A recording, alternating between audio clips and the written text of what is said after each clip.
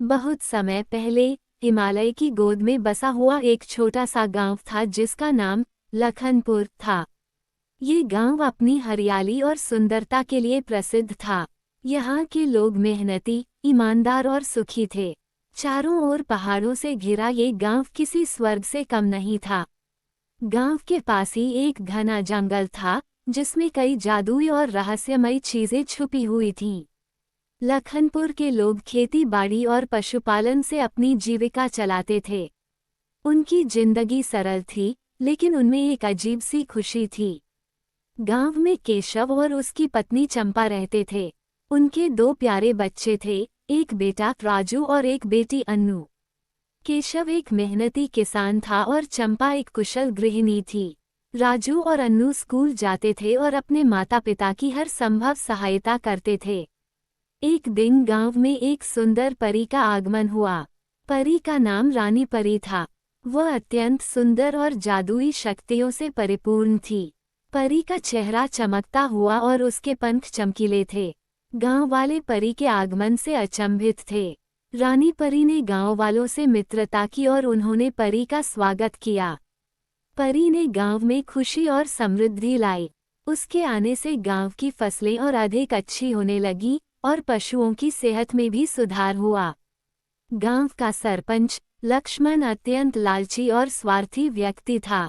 उसने परी की जादुई शक्तियों के बारे में सुनकर उसे अपने निजी स्वार्थ के लिए उपयोग करने का निश्चय किया। लक्ष्मण ने रानी परी से उसकी शक्तियों को अपने लिए मांगने की कोशिश की।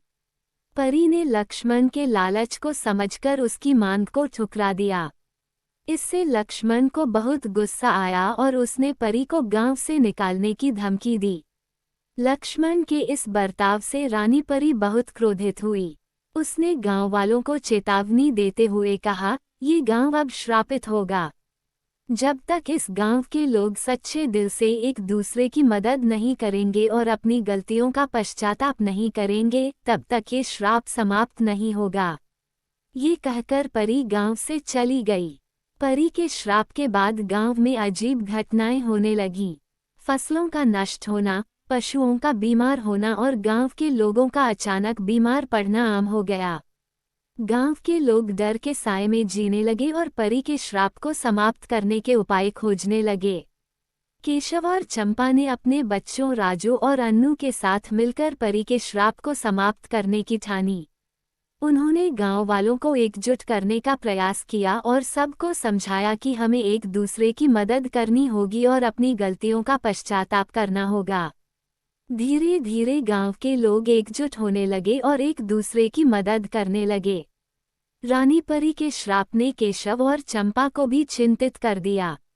वे अपने बच्चों राजू और अन्नू के साथ इस समस्या का समाधान खोजने में जुट गए।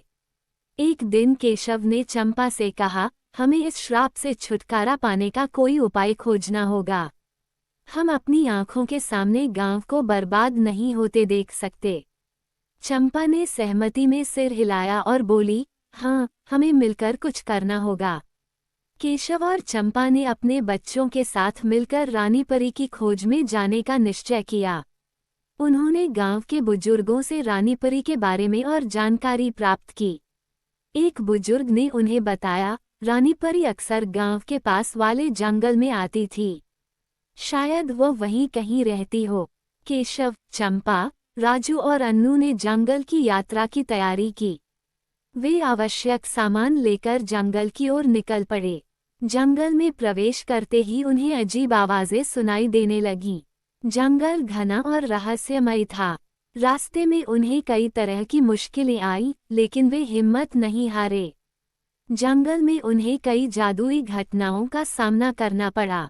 एक दिन जब वे एक विशाल पेड़ के नीचे आराम कर रहे थे, तो अचानक पेड़ के तने से एक जादुई दरवाजा प्रकट हुआ। दरवाजा खुलते ही वे चारों अचंभित हो गए। राजू ने उत्सुकतावश दरवाजे के भीतर झांका और बोला, यहाँ कुछ तो है, चलो देखते हैं। दरवाजे के भीतर घुसते ही वे एक चमकदार गुफा में पहुंच गए। गुफा के अंदर एक सुंदर झरना बह रहा था और चारों ओर चमकते हुए पत्थर थे। गुफा के बीचों बीच एक जादुई फूल खिला हुआ था।